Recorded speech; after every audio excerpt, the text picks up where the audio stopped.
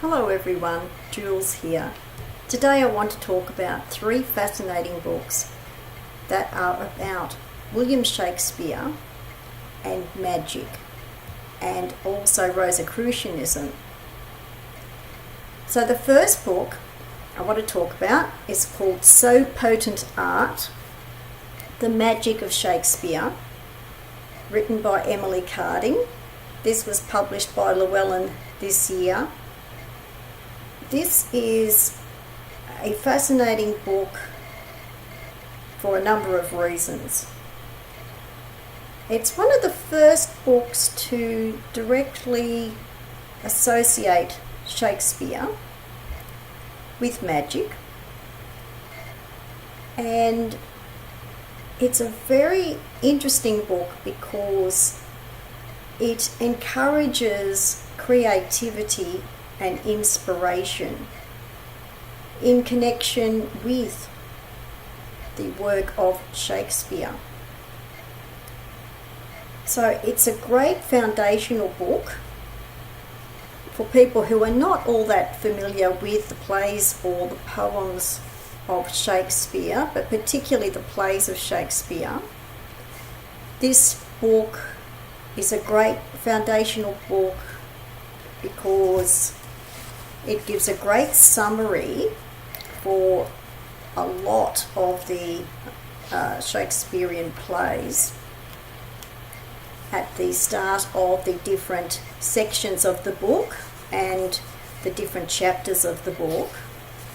It starts by setting the stage, so to speak, for the background of Shakespeare's world. And this was during the Elizabethan period, which was actually the beginning of Rosicrucian thought. So this book particularly starts by talking about the Hermetic ideas and concepts that were all a part of Shakespeare's time, and it also talks about alchemy, the ideas about alchemy that were very popular at the time. And then, after the very good introduction about the Hermetic and early Rosicrucian thought that was very important at the time and which particularly influenced Shakespeare, and it influenced his thought and the ideas and concepts behind his plays. There's also a chapter in here on the Tree of Life, which is Kabbalah, and particularly in this context this is to do with Christian Kabbalah, but there isn't an emphasis on Christian Kabbalah, but I'm just noting that the Kabbalah of this period is particularly Christian Kabbalah, because this form of Kabbalah originated during these Renaissance years. And I think a lot of people think of the Renaissance mainly from the Italian and European perspective. But a lot of people don't realise that there was a corresponding Renaissance going on during the time of Shakespeare. So there was a kind of English Renaissance going on, and that was particularly very important from a cultural and philosophical perspective, which was the cauldron or melting pot of these very early Hermetic and Neo-Platonic ideas that later became Rosicrucianism. So the Tree of Life, there's an exercise in here for relating the characters of Shakespeare plays to each of the 10 spheres. So that's a really interesting exercise. There's a lot of exercises in this book for most of the chapters, which is a great idea.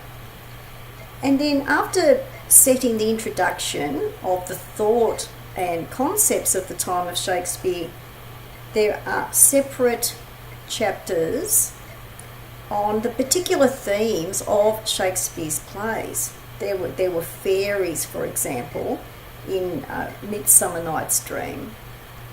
And a lot of Shakespeare plays had ghosts or spirits in them as well. So there's even the addition of a Shakespeare ghost tarot spread in here. So that's a really interesting idea as well. Then there's a chapter on witches. And of course the most well-known witches of Shakespeare's plays are in the play Macbeth, which is one of my first personal favourites. Then it also goes on to oracles and omens, because quite a number of Shakespeare's plays did have prophecies and omens in them as well.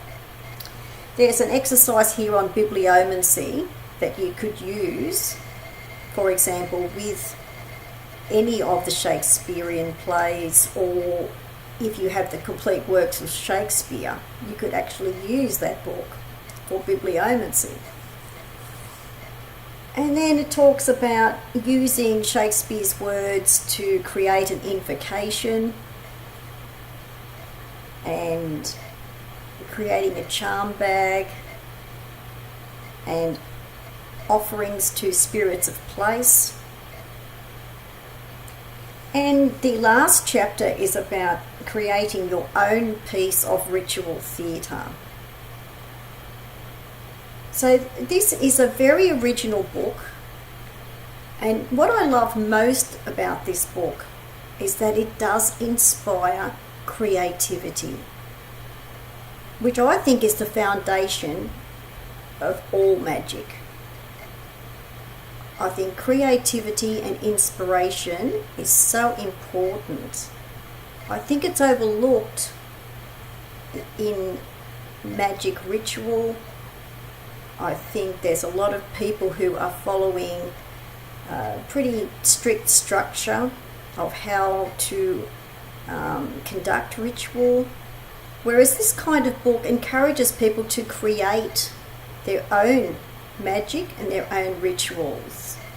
And what I like best of all is just to consider the important factor of creativity and inspiration in itself as a form of magic. So I think that's really great. And in the back of the book there is a very good bibliography, and there is an index, and I just love so many things about this book. And I also love the way that there is a summary at the start of the sections about the different plays, so that people who are unfamiliar with the plays can read this short summary, which is really only about a paragraph long at the introduction of each of the plays. So I think that's a great idea. There's meditation journeys in here, all kinds of things. And with the bibliography, I just want to mention a particular author that is in the bibliography, and that is Frances Yates, who was one of the few academics to write about esoteric theory and concepts and esoteric thought and all of the big names of the esoteric era. So, for example, she did write quite a bit about Rosicrucianism and John Dee, Giordano Bruno, and these people are mentioned in the introduction part of this book. So just to quote something that Frances Yates said about Shakespeare in one of her books: though Shakespeare never wielded a wand, nor thought of himself as a magus. He is a magician, master of the spellbinding use of words, of poetry as magic.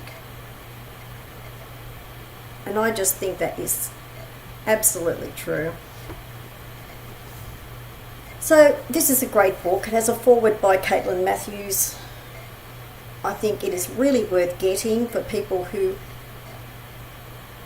want to look deeper at the work of William Shakespeare and to see it from a magical perspective, to see this as a form of magic. And also for people who would like to use the words and the work of Shakespeare as inspiration for your own forms of magic and for your own creativity. So this is a great book. I will put some details below the video. And in the bibliography, I'm mentioning 2 other books because these books are mentioned in the bibliography. The first one is one of the books by Frances Yates that I just quoted from. This is the Rosicrucian Enlightenment. This is an important book because it really does explain the whole historical context of the Rosicrucian Enlightenment, the whole historical period. Shakespeare is mentioned in this book as well, and John Dee. Now, John Dee's connection to Shakespeare is also quite important because John Dee was a contemporary of Shakespeare. Shakespeare most likely well and truly did know about John Dee. And it is thought that John Dee was also an inspiration for at least one of the well-known plays of Shakespeare. And this is probably to do with the Rosicrucian concepts at the time. The Rosicrucian movement is known for the manifestos that were written in the early 1600s. But the stage was actually started, the stage was set by John Dee in particular. A lot of people are not aware of that. So there was this renaissance of thought and culture that was going on, and John Dee also spent a lot of time in Europe as well as England. So this book really mentions all of the different ideas and concepts and how this influenced people like Shakespeare and other people of his time. But Frances Yates particularly mentions John Dee in this book as one of the prime instigators for laying the groundwork before the Rosicrucian Enlightenment really took hold with the manifestos being written. So this is a great book, Frances Yates and the Rosicrucian Enlightenment. It has some very interesting pictures in here, and there are quite a number of pictures in this so potent art about William Shakespeare as well. There's some very interesting pictures in here in that book as well. Now, one other book that I must mention that is also in the bibliography of the So Potent Art book is the book that was written about Shakespeare's plays by Ted Hughes, which is Shakespeare and the Goddess of Complete Being. This is a new edition of this book. It's quite thick. This is a remarkable book it is really for the fans. I am an absolute, I'm a fairly huge Shakespeare fan, so this book is not only about Shakespeare. It's written in the context of the influence of mythology and the goddess, particularly the goddess Venus. These influences that influenced the plays and the sonnets and the poems of William Shakespeare. And this is Ted Hughes' own theory, but it is a fascinating theory. And I love the way that each chapter is dedicated to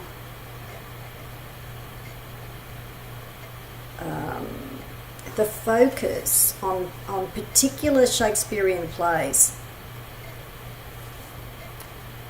in the context of the theme of the goddess, particularly in the aspect of Venus. And I just love the way this has been addressed through most of the plays of Shakespeare, and including one of the longest poems of Shakespeare as well. Because a lot of people may be aware of the sonnets of Shakespeare and the plays, but they may not be as aware of at least two quite long poems that Shakespeare wrote. And I love Shakespeare not only because of the Rosicrucian concepts that are actually in the plays,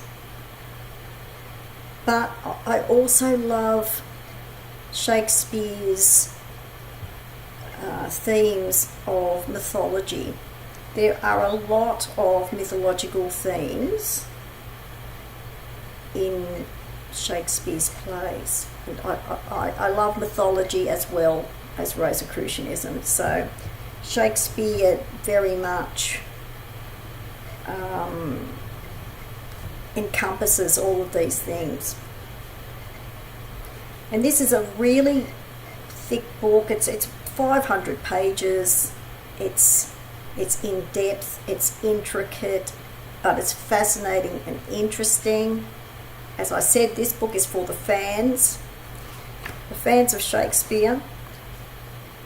If you really want to go further than So Potent Art, because So Potent Art is a great foundational book about the concepts and ideas in Shakespeare's work. If you want to go deeper and expand a lot further, then you may be interested in getting this book, Shakespeare and the Goddess of Complete Being by Ted Hughes. And this is a new edition, and I did have the previous edition. This was first published in about 1992, and I did have the earlier edition. So this is a great book, and I'll put some details below the video. But the great thing about these books is, I think, highlighting the importance of Shakespeare in connection with the ideas and concepts of Rosicrucianism and mythology and magic. I see this book in particular as a springboard of creative and inspirational ideas for magic, and to expand on the whole concept of magic, to think of magic in a different way, not only as strictly constructed ritual, or to only consider magic in the conventional context. So this is a really important book, and the other two books are really interesting and fascinating too, if you would like to read further and if you would like to read more. So I'll put some details below the video about these three books. Thanks for watching. Bye for now.